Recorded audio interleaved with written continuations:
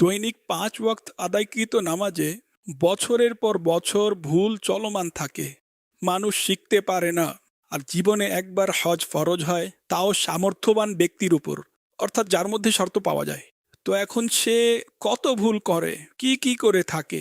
না শেখার আগ্রহ আছে, না প্রশিক্ষণ নেওয়ার বিশেষ আগ্রহ সবার থাকে না। প্রশিক্ষণ হলেও এর মধ্যে কয়েকটি বিষয়, অর্থাৎ আরাফাতের ময়দানে এত তারিখে যেতে হবে, মিনায় এত রাকাত নামাজ পড়তে হবে এত তারিখে, এগুলা বাস কয়েকটি বিষয় জেনে গেলে এতেই তারা মনে করে এতটুকুই আমার হজের রুটিন, আমার হজ হয়ে গেল। এক্ষেত্রে অন্তত মানুষ শিখে নিজের দিক থেকে প্রসন্ন হয়ে যাবে। শেখার দিক থেকে অন্তত রফিকুল হারামাইন না পড়ে থাকলে পড়ে নিন, ওইখানে গিয়ে পড়বো। সফর এখান থেকে শুরু হবে, পড়বেন সেখানে গিয়ে। গুরুত্বপূর্ণ সফর, পবিত্র সফর, আগ্রহ থাকবে, নমনীয়তা থাকবে। বিমান যখন আকাশে ভাসমান হয়ে যাবে তখন আপনি নিয়ত করে নিন। আর সেখানে ঘোষণাও হবে, বিমানে হজের ফ্লাইটে ঘোষণা হয়ে থাকে, ওমরাকারীরাও যদি বেশি হয় তখন আমি নোট করেছি যে ঘোষণা হয় যে এহরামের নিয়ত করে নিন।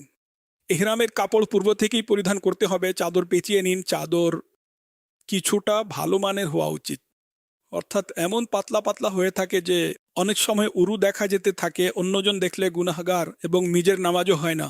যদি উরু দেখা যায় তাহলে তো নামাজ হবেই না, নামাজে সতর ঢাকা ফরজ। তো এই অবস্থা সেখানে হয়ে থাকে। তারপর এহরাম এর চাদর এভাবে নেমে গেলে নাভির নিচের অংশ খোলা থেকে যায়, এটাও অন্যদের সামনে খোলা হারাম। আর নিজের একাকিত্বেও অপ্রয়োজনে সতর খোলা জায়েজ নেই, ঠিক আছে, এটিও গুনাহ।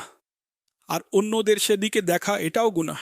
এই সমস্যাও হয়ে থাকে, কারো উরু খোলা থাকে, কারো হাঁটু খোলা থাকে। তো এই সব কিছু এহরামে হয়ে থাকে। আরে কেন হবে? আপনি প্র্যাকটিস করুন। পাঞ্জাবে, বাংলাদেশে বিভিন্ন বিভিন্ন অঞ্চলে লুঙ্গির প্রচলন আছে। আপনি কখনো তাদের হাঁটু দেখবেন না, কখনো উরু খোলা দেখবেন না। আমরা ওলামাদেরকে দেখেছি, মুফতি ওয়াকারউদ্দিন সাহেব রাহমাতুল্লাহি আলাইকে শতবার দেখেছি লুঙ্গি পরতে। কখনো, অর্থাৎ কল্পনাই করা যায় না যে মাআযাল্লাহ কোনো পর্দাহীনতা ও হতে পারে। সুতরাং প্র্যাকটিস করতে হবে। আপনি বলবেন প্রথমবার গিয়ে সেখানে বাঁধবো, বলবেন একদিক এদিকে যাচ্ছে একদিক ওইদিকে যাচ্ছে, ভাই এটা তো এমন, আমি পারছি না। হাঁটার প্র্যাকটিস করুন। পট্টি যদি বাঁধতে হয় যার মধ্যে বেল্টে জিনিসপত্র রাখতে হয়, তাও কিছুটা ভালো মানের নিবেন। আমি যা নোট করেছি লাইলনেরটা ভালো হয়, রেক্সিন ইত্যাদির টিকে না, ছিঁড়ে যায়। আর এখানে যা বাড়তি অংশ থাকে, এই অংশে পাসপোর্ট ইত্যাদি টাকা রাখা হয়। সামনে থাকলে চুরির চান্স কম থাকে, যদি পিছনে থাকে তাহলে হতে পারে কোনো কিছু। এটাও হয়ে থাকে, হয়ে যায়। আল্লাহ পাক দয়া করুন, চোরেরা সব জায়গায় পৌঁছে যায়, মাআযাল্লাহ অনেক সময় ধরাও পড়ে যায়। তাওয়াফের মধ্যেও সমস্যা করে ফেলে, রিয়াল ইত্যাদি বের করে নেয়। তাওয়াফের মধ্যে এটা হয় যে অনেক মানুষ মনে কষ্টও দিয়ে থাকে, ধাক্কা মেরে বলল অন্ধ নাকি, দেখতে পারো না, সর রাস্তা দে। তো এগুলো করা যাবে না, বরং আমাদেরকে চেষ্টা করতে হবে যেন আমাদের শরীর কারণ ব্যতীত কারো সাথে সংস্পর্শ না করে। সাথে মহিলারাও চলতে থাকে, একত্রিত হয়ে চলতে থাকে, অনেক সময় একা চলতে থাকে, পুরুষদের নিকটে চলে আসে, পুরুষ তাদের গায়ে গিয়ে পড়ে যায়, ধাক্কা লাগে। তো এক্ষেত্রে নিজেকে নিজে রক্ষা করতে হবে। কাজে যতটুকু সম্ভব নিজেকে নিজে গুটিয়ে চলুন। আমাদের কারণে কেউ কষ্ট, আমাদেরকে যদিও ধাক্কা ইত্যাদি মেরে চলে যায়, নো প্রবলেম। এখানে যে ধাক্কা খাবে সে দ্রুত গন্তব্যে পৌঁছে যাবে, এখানে পড়বে সেখানে উঠে যাবে। আপনার কারণে যেন কেউ না পড়ে, না আপনার কারণে কাউকে ধাক্কা ইত্যাদি খেতে হয়, এদিকে লক্ষ্য রাখতে হবে না। কোনোই লাগা উচিত। নিজের শক্তিকে প্রদর্শন করার এটা স্থান নয়, এটা বিনয় প্রকাশের স্থান।